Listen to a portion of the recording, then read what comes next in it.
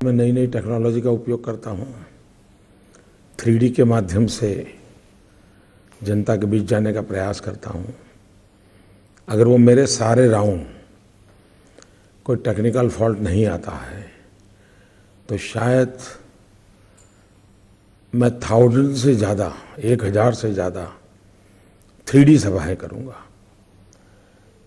लोकतंत्र में चुनाव एक लोक शिक्षा का भी अवसर होता है। राजनेताओं ने, राजनीतिक दलों ने अपनी बात सीधे सीधी जनता तक पहुंचानी चाहिए, करनी चाहिए।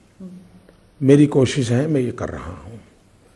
जहां तक चुनाव नतीजों का सवाल है, मैं बहुत वर्षों से एक बैकरूम बॉय की तरह काम करने वाला इंसान रहा हूं, क्योंकि मैं संगठन का काम करता था। चुनाव व्यवस्थाएं, चुनाव की रणनीति, उसकी बहुत बारीकियों से मैं जुड़ा हुआ इंसान हूं। ये तो मेरा अभी रोल बदल गया तो मैं ज़रा पब्लिक में दिखता हूं, और इसलिए मैं कभी भी चुनाव को संख्या में आकलन नहीं करता हूं। पर जीतने के लिए तो इतना नंबर नंबर और इतना नंबर ऐसा कभी आकलन नहीं करता हूं। लेकिन मैं भारतीय जनता पार्टी की चुनावी रणनीति, कांग्रेस की चुनावी रणनीति, औरों की रणनीति, 10 साल का उनका परफॉर्मेंस, पूरे देश में की हालत, शायद कांग्रेस के इतिहास में ये सबसे बुरा चुनाव होगा कांग्रेस के जीवन का। वर्स्ट परफॉर्मेंस और आपका बेस्ट परफॉर्मेंस होगा। और भारतीय जनता पार्टी का और एनडीए का उसके पूरे इतिहास का सबसे उत्तम परफॉर्मेंस होगा, one of the best performance. तो ये जो बीजेपी की लहर है या जो मोदी लहर जो सब कह रहे हैं, ये it has to be from the cow belt जो कहते हैं ना, जो यूपी बिहार कहते हैं कि दिल्ली का रास्ता यूपी से होता हुआ जाता है। क्या इसी कारण से आपने कॉन्स्टिट्यूएंसी वाराणसी चुना था?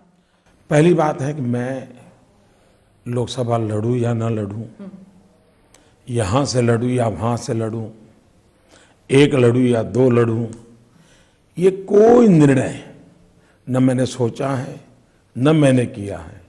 ये सारे निर्णय भारतीय जनता पार्टी करती है, इलेक्शन कमेटी करती है, पार्लियामेंट्री बोर्ड करता है, और मैं संगठन का कार्य करता हूँ।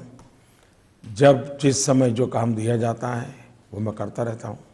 तो आप 2 कॉन्स्टिट्यूएंसी से अब लड़ रहे हैं, तो लॉयल्टी कहाँ पे होगी? आप छोड़ेंगे कौन सा? क्योंकि ओपिनियन पोल्स के मुताबिक आप दोनों जगह जीतने वाले हैं, तो एक को तो छोड़ना पड़ेगा। पहली बात है कि मेरी लॉयल्टी 125 करोड़ जनता के लिए होगी, पूरे हिंदुस्तान के लिए होगी।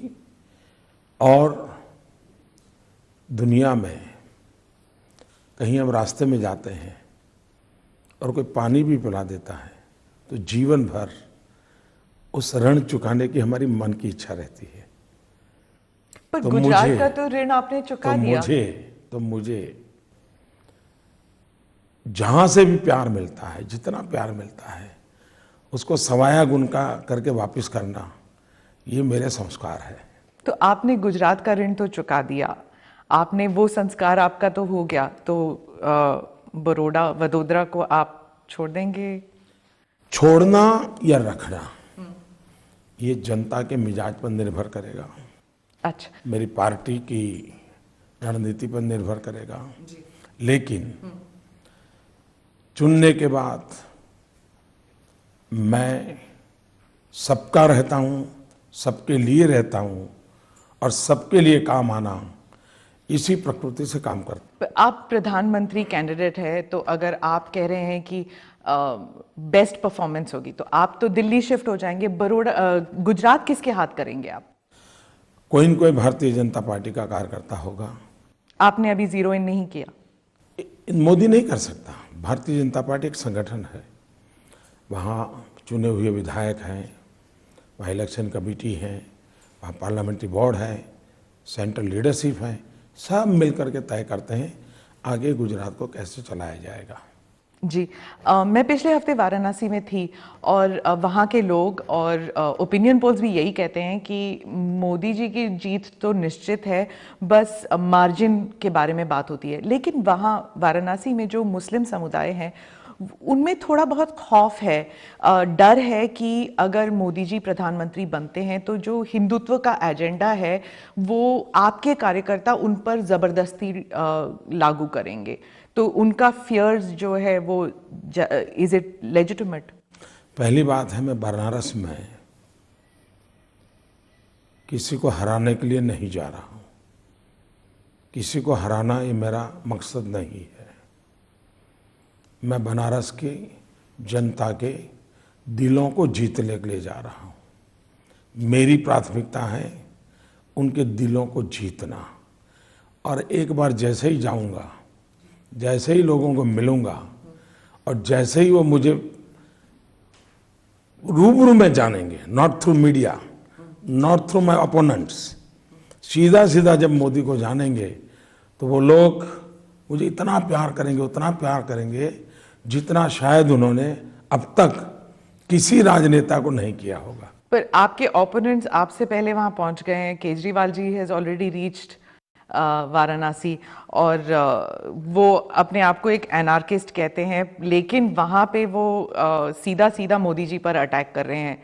तो आपका कैसे स्ट्रैटेजी या कैसे होगी आपकी वहां पर जब आप पहुंचेंगे? मैं नहीं जानता हिंदुस्तान में कोई ऐसा स्ट्रैटेजिस्ट होगा जो टीवी के सामने स्ट्रैटेजी बताए।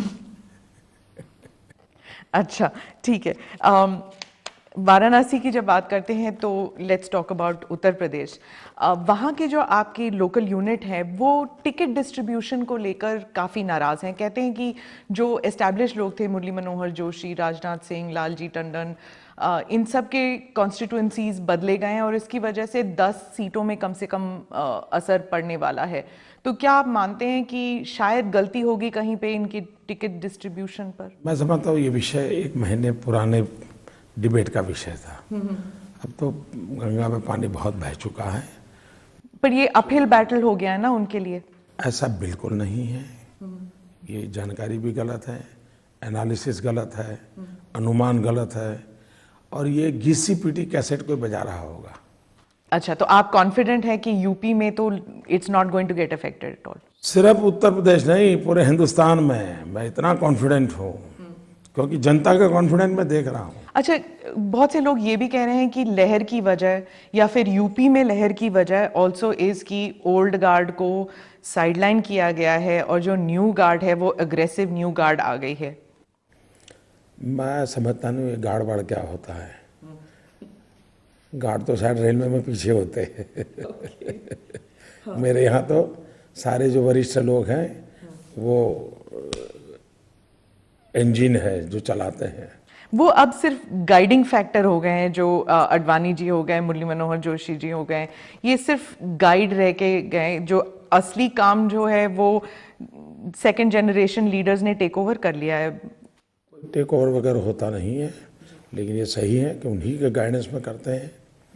अपने अपने उम्र से, अपने अपने क्षेत्र के हिसाब से लोग काम करते हैं, लेकिन मार्गदर्शन तपे तपाए नेतृत्व के पास ही है, वरिष्ठ नेतृत्व के पास ही है। मार्गदर्शन भी उन्हीं का है। जी, ये मोदी लहर हमने we talked about it in north India, लेकिन दक्षिण में वो लहर वो इतना असर नहीं दिखा रहा अभी। क्या देयर वाज अ प्रॉब्लम कि आपने प्री पोल अलायंसेस शायद उसमें गलती कर दी, इसलिए वो लहर नहीं हो पा रहा जैसे नॉर्थ इंडिया में हुआ है? पहली बात ये है कि हमारे देश में एक परसेप्शन प्रोसेस इतना लंबा चलता है और लोगों को उसमें से बाहर उभरते उभरते शायद उनकी जिंदगी पूरी हो जाती है। हमारे देश में एक गलत परसेप्शन बना हुआ है और मैं चाहूँगा कि पॉलिटिकल पंडित, मीडिया के लोग अब ये पुराने घिसे पिटी सोच से बाहर निकले। जैसे जनसंघ में कहा जाता था उस जमाने में कि बनिया ब्राह्मण की पार्टी है, कभी कहा जाता था एक काऊ बेल्ट की पार्टी है, कभी कहा जाता था ये हिंदी बेल्ट की पार्टी है। कभी कहा जाता था ये शहरी पार्टी है। ये सारी चीज़ें जिनके दिमाग जो नया पढ़ते नहीं है, सोचते नहीं है, वही पुरानी लाइब्रेरी से चीज़ें निकाल निकाल करके घूमते रहते पर हैं। क्यों हुआ? बिकॉज सीट की वजह से ना, सीट एलोकेशन वही थी। मैं अपना पूरा कर लूँ। जी जी जी। आप अगर देखेंगे एनालिसिस, गुजरात हिंदी भाषी प्रांत नहीं है, 25 साल से हमारी सरकार है। गोवा हिंदी भाषी नहीं है, हमारी सरकार है। कर्नाटक साउथ में हमारी सरकार है। उड़ीसा में हम सरकार में पार्टनर थे।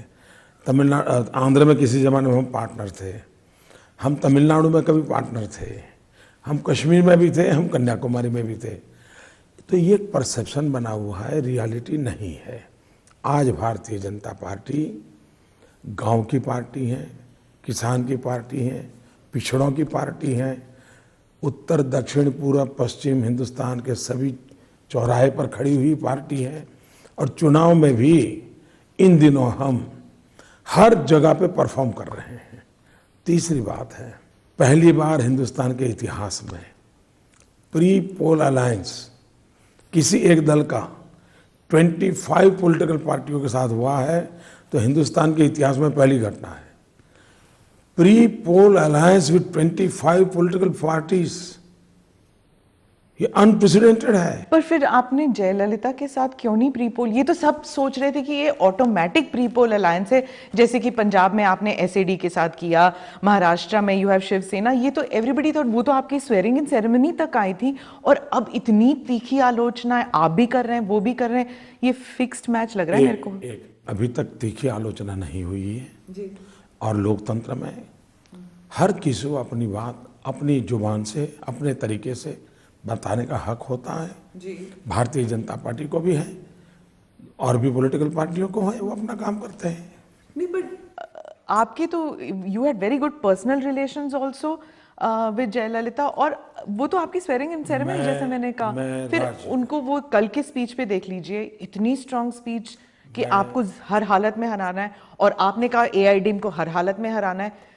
कैसे हो गया ये? मैं राजनीति में रत्ती भर भी छुआछूत में विश्वास नहीं करता हूँ। वो तो पोस्ट पोल अलाउंस हो सकता है फिर उनके साथ। मेरी बात पूरी कर लूँ। जी। मैं राजनीति में छुआछूत में जरा भी विश्वास नहीं करता हूँ। हमारे कितने ही गौर विरोधी क्यों न हो, व्यक्तिगत स्तर पर मित्रता ये लोकतंत्र की ब्यूटी है। वैचारिक धरातल पर विरोध हो सकता है। अब आपने देखा होगा शरद पवार मेरी तीखी से तीखी आलोचना करते हैं। मैं भी राजनीतिक स्तर पर बहुत तीखी आलोचना करता हूं, लेकिन व्यक्तिगत तौर पर मेरे उनसे बहुत अच्छे संबंध हैं। वो भी नहीं नकारते हैं, मैं भी नहीं नकारता हूं। जयललिता जी के साथ मेरे उतने ही अच्छे संबंध हैं, न वो मैं नकारते हैं और न मैं नकारता हूं। इवन इन कांग्रेस इतने दिग्गज लोग हैं जिनका मेरा इतना प्रेम और स्नेहपूर्ण संबंध है। लोकतंत्र कोई दुश्मनी थोड़ी होती है, प्रतिस्पर्धा होती है और वैचारिक एक आंदोलन होते हैं। और इसलिए छुआछूत की राजनीति कभी भी लोकतंत्र को बल नहीं देती है। विच मीन्स कि आंध्र प्रदेश में अभी तक आप टीडीपी के साथ हैं, लेकिन आप जगन के साथ, टीआरएस के साथ भी अलायंस कर सकते हैं वैचारिक। I mean none of them are political untouchables BJP के लिए। मैं मानता हूं कि आपका जो सॉफ्टवेयर है ना, वो कुछ और काम कर रहा है। मैं सोच रही हूँ मैं कुछ और बोल रहा हूँ। अच्छा, ठीक है। चलिए, अलायंसेस से हट जाते हैं, कैंपेन की तरफ आते हैं। कैंपेन में राहुल गांधी कहते हैं कि जो विमेन्स सिक्योरिटी का जो सिलसिला, आपने भी कहा कि कांग्रेस के सरकार में, कांग्रेस के रूल में जो स्टेट मशीनरी थी, it was not used to keep women secure. लेकिन राहुल गांधी जो हैं वो कहते हैं कि गुजरात में भी state machinery is used to snoop on women. तो पहली बात यह है कि देश में क्राइम अगेंस्ट विमेन, इसका अगर रिकॉर्ड देखा जाए तो देश में जो पहले 10 राज्य हैं जहां सर्वाधिक महिलाओं पर जुल्म हो रहे हैं, क्राइम हो रहे हैं, उनके साथ यातनाएं बढ़ रही हैं। पहले 10 में 7 राज्य कांग्रेस पार्टी स्टेट है, 10 में से 7, और 3 यूपीए के पार्टनर स्टेट हैं।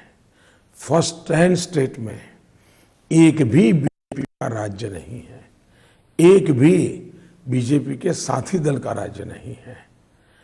ये क्राइम अगेंस्ट विमेन के संबंध में भारतीय जनता पार्टी का बहुत ही संतोष देने वाला रिकॉर्ड है। तो जब आपकी सरकार आएगी तो is it going to be a priority issue? Number 1। Number 2, हमारे देश में महिला के खिलाफ जो क्राइम है वो किसी एक परिवार, एक व्यक्ति तक सीमित विषय नहीं है, पूरी मानव जात के सामने कलंक का विषय है। न ही हिंदुस्तान में, न ही किसी राज्य में, अंतर्राष्ट्रीय जगत में भारत की छवि को धूमिल करने वाली बातें हैं।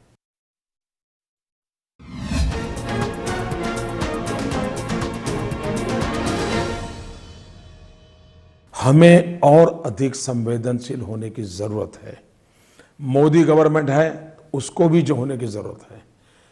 ये विषय ऐसा है जिसको राजनीतिक छींतराकसी से दूर रखना चाहिए। विमेन डिग्निटी ये हमारी प्रायोरिटी होनी चाहिए। न मुझे इसके विषय में कांग्रेस को गाली गलौज करना चाहिए, न ही मुझे राहुल गांधी को गाली गलौज करना चाहिए, क्योंकि मैं मानता हूं हम तो हमारी राजनीति करते रहेंगे, लेकिन प्रताड़ित हमारी माताएं बहनें होती हैं, उनकी बेइज्जती होती है। भगवान की खातिर मैं सबको कहता हूं। अभी एक दिन मुलायम सिंह जी ने कुछ बोल दिया, दिल्ली में इतना निर्भया का कांड चल रहा था, मुझे मीडिया ने बहुत पूछा था। मैंने कहा मेरी प्रायोरिटी है विमेन डिग्निटी। मैं और राजनीतिक दल या और सरकार को गाली गलौज में मैं ये भूल जाता हूँ मैं विमेन डिग्निटी को ही हर्ट कर रहा हूँ, और इसलिए इस विषय में मेरी सोच पूरी तरह अपॉलिटिकल है। It should be apolitical. पर ये गाली गलौज के बारे में बात करेंगे तो this is become standard now. सभी पार्टियों की तरफ से बहुत ही गलत बयान आते हैं, बहुत ही very very wrong language which is being used. यहाँ तक कि अब आपको बोटी बोटी काट देंगे, ऐसे बात कर रहे हैं, और ये भी कह रहे हैं कि सरकार आने दीजिए, आप सबको ठीक कर देंगे। तो ये क्या स्कोर सेटलिंग होने वाली है जब आपकी सरकार आएगी? जहां तक नरेंद्र मोदी का सवाल है, मेरा 14 साल का ट्रैक रिकॉर्ड देख लीजिए गुजरात में। मैं जनता ने मुझे सरकार हिसाब चुकता करने के लिए नहीं बनाती है। जनता मुझे किसी का बुरा करने के लिए लोग चुन करके नहीं भेजते हैं। सरकार की प्रायोरिटी होती है हो सके उतना सबसे ज़्यादा से ज़्यादा सबका भला करना, सबका कल्याण करना। और मुझे तो भगवान ने एक अच्छा सॉफ्टवेयर बना के दिया है कि जिसमें इस प्रकार की नेगेटिविटी को कोई प्लेस ही नहीं होता है। मैं पागल की तरह पॉजिटिव काम में लगा रहता हूँ। फिर आपने कहा है ना कि you will put behind bars जिन्होंने भी गलत काम किए हैं, वो तो आपने कहा है, पर सुब्रमण्य स्वामी ने कहा है कि स्पेशल कोर्ट्स होंगी, मोदी के स्पेशल कोर्ट्स। बहुत अच्छा सवाल पूछा आपने जी, बहुत अच्छा सवाल पूछा। देखिए हमारे देश में, और मैं चाहूँगा कि मैं I am very very thankful to ANI कि इतना बढ़िया सवाल आपने पूछा है, और मैं चाहूँगा कि मैं देश के सामने अपनी बात ढंग से रख पाऊँगा। देखिए हमारे देश में राजनीति का अपराधीकरण ये बहुत बड़ी चिंता का विषय है, और ये चिंता हर नागरिक की है, हर दल की होनी चाहिए, हर नेता की होनी चाहिए। इसको बीजेपी अदर पार्टियां ये विषय नहीं है। राजनीति का अपराधीकरण एक चिंता का विषय है। शुरू में क्या हुआ, हमारे देश में जो नेतृत्व आया वो आज़ादी के आंदोलन में से उभर करके आया, उसके बाद समाज सेवा में से आया, उसके बाद जातिवाद की तरफ नेतृत्व चला गया। धीरे धीरे धीरे करके बंदूक की नोक से लीडरशिप पैदा होने लग गई। बहुत बड़ा डिटोरिएशन हुआ। ये बड़ी चिंता का विषय है। सवाल मेरा ये राजनेता वो राजनेता, ये दल वो दल है ही नहीं। बंदूक की नहीं, क्रिमिनलाइजेशन, क्रिमिनल नेता ही, क्योंकि पहले क्या हुआ, राजनीतिक दल क्रिमिनल पीपल की मदद लेकर के अपनी चुनावी राजनीति करते थे। लेकिन अब क्रिमिनल्स आ गए। लेकिन क्रिमिनल खुद को लगा कि मैं मदद क्यों करूं, मैं ही खुद ना करूं, तो धीरे धीरे धीरे वो हाल बनने लगा। भले इसका प्रमाण 5%, 10%, 2%, 3%, उसमें वेरिएशन, लेकिन ये चिंताजनक विषय तो है। अब उसका उपाय क्या? उपाय क्या? एक तो होता है कि पॉलिटिकल पार्टियां हिम्मत करके टिकट न दें, एक तो ये उपाय होता है, लेकिन अब आज वो स्थिति अभी आई नहीं है, टू बी वेरी फ्रैंक नहीं आई है। तो क्या ऐसे ही चलने देना चाहिए क्या? किसी ने जिम्मेवारी लेनी चाहिए नहीं है? मैंने मन में ठान ली है कि इस बार जो भी एमएलए चुन करके बैठे हुए हैं, जो भी एमपी चुन करके बैठे हुए हैं, किसी भी दल के क्यों ना हो, भारतीय जनता पार्टी के होंगे तो भी, जिन पर ऑलरेडी केसेस दर्ज हुए हैं, सुप्रीम कोर्ट को मैं रिक्वेस्ट करूंगा कि इन सब के लिए स्पेशल कोर्ट तय करें और ये जितने इनके क्रिमिनल केसेस हैं इसका जजमेंट 1 साल में दे दे, ताकि एक बार अगर जो गुनहगार होगा और गुनाह सिद्ध हो जाएगा तो जेल चला जाएगा, तो उसकी सीट खाली हो जाएगी, तो नॉन क्रिमिनल व्यक्ति उस सीट को भरेगा। ऐसा करने से पॉलिटिक्स में क्रिमिनल जो लेयर आया है वो हट जाएगा। इसके लिए आप कंसेंसस करने की कोशिश करेंगे, पार्लियामेंट के थ्रू करेंगे कि सीधा? पहली बात है, आइडिया है अभी? नहीं, हर पार्टी बोलती है, हर पार्टी बोलती है, कोई करता नहीं है। बोलते सब है, कोई विरोध नहीं करता है, कोई करते नहीं है। मैं करना चाहता हूं और मुझे अभी ये रास्ता सूझता है, कोई अच्छा रास्ता कोई लोग सुझाएंगे तो मैं उसको भी सोचूंगा, लेकिन मेरी इस बात से इसको पॉलिटिक्स ने मत देंगे। ये वो विषय नहीं है किसी को जेल में डाल देना, ये विषय ये है कि मान लीजिए मोदी पर 4 एफआईआर है, मान लीजिए 144 धारा की है, लेकिन है तो सही, तो भाई 1 साल के अंदर वो पूरा हो जाना चाहिए, ये मेरा कहना है। ये वो विंडिक्टिव वाला मामला नहीं है, नए नए केस खोलना, फाइलें चलानी, सीबीआई को डाल देना, उसकी बेचारे की नींद खराब कर देना, ये पाप मैं करना नहीं चाहता हूँ।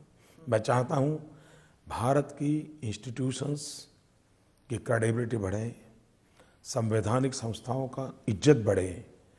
अगर देश multiple pillars of the constitutional institutions इस पर खड़ा होगा तो देश बहुत ताकतवर बनेगा। यू नो, इंस्टीट्यूशंस की जब बात होती है तो संजय बारू की किताब में उन्होंने लिखा है कि पीएमओ की फाइल्स जो हैं वो सोनिया जी को दिखाई जाती थी। तो अगर आपकी सरकार आती है तो क्या आप पहले तो ये नेशनल एडवाइजरी काउंसिल जो यूपीए सरकार में थी, इसको obviously you will not have this, क्या आप भी कोई ऐसे ही काउंसिल बनाएंगे? क्या आप में, आपकी टीम में भी कोई ऐसे होगी, एक्स्ट्रा कॉन्स्टिट्यूशनल अथॉरिटी होगी, या फिर आप क्या इस पर इन्वेस्टिगेशन करेंगे कि कैसे पीएमओ के फाइल्स बाहर चले गए? मैंने फिर कहा ना, मैं विंडिक्टिव तरीके से किसी काम से नहीं करता हूँ। अगर जनता मुझे समय देगी तो कितना देगी? 60 महीने का देगी क्या? 60 महीने में मैं औरों की गंद को हाथ लगाता रहूं कि कुछ अच्छा बगीचा बनाऊं? नहीं, मैं यही कहता हूं जी, ये मैं इसमें समय बर्बाद करने वाला मेरा नेचर नहीं है। मुझे बहुत अच्छे काम करने हैं, मैं अपना समय शक्ति अच्छे काम करने में लगाऊंगा, देश का भला कर पाऊंगा तो करूंगा। मुझे ये उसने क्या किया, वो क्या नहीं किया, उसको ये करूं वो करूं, ये लोकतंत्र की सोच नहीं है जी। अच्छा, आप पे कांग्रेस पार्टी इल्ज़ाम लगाती है कि आपके पीछे बहुत पूंजीपति हैं, उद्योगपति हैं, और what is going to happen. अच्छा, अडानी अंबानी के बारे में कहते हैं। नाउ द थिंग इज कि वो कहते हैं कि जैसे ही मोदी सरकार आ जाएगी उनको स्वीट हार्ट डील्स मिल जाएंगे, और लोग सोचते हैं कि एक किस्म की क्रोनी कैपिटलिज्म चली जाएगी और दूसरी किस्म की क्रोनी कैपिटलिज्म शायद आ जाएगी। तो इस बारे में आप क्या कहेंगे? मैं स्पष्ट मत कहूँ। अब जैसे गुजरात में 14 साल के काम का हिसाब देखिए, हिंदुस्तान की पर कैपिटा इनकम से मेरे राज्य की पर कैपिटा इनकम अनेक गुना बढ़ी है। मेरे राज्य में, हिंदुस्तान में टोटल जो एम्प्लॉयमेंट एक्सचेंज से जॉब मिले हिंदुस्तान में पिछले 10 साल में 57% जॉब अकेले गुजरात में मिले। भला किसका हुआ? गरीब नौजवान का हुआ। मेरे यहाँ टूरिज्म नहीं था, नामो निशान नहीं था। आज हिंदुस्तान में, हिंदुस्तान का एवरेज टूरिज्म ग्रोथ है। तो ट्रिकल डाउन आपके यहाँ चल गया? एक मिनट, विकास हुआ। विकास सबका हो रहा है और सबका विकास होना चाहिए, इसी को लेकर के मेरी not only that, small scale industries, आपको जानकर के आनंद होगा, झूठ बोलने वालों को हैरानी होगी। पूरे हिंदुस्तान का जो स्मॉल स्केल इंडस्ट्री का ग्रोथ है, 80% ग्रोथ स्मॉल स्केल इंडस्ट्री का गुजरात ने दर्ज करवाया है। और इसलिए आरोप लगाने वालों के पास अब मोदी के खिलाफ कहने के लिए कुछ बचा नहीं है।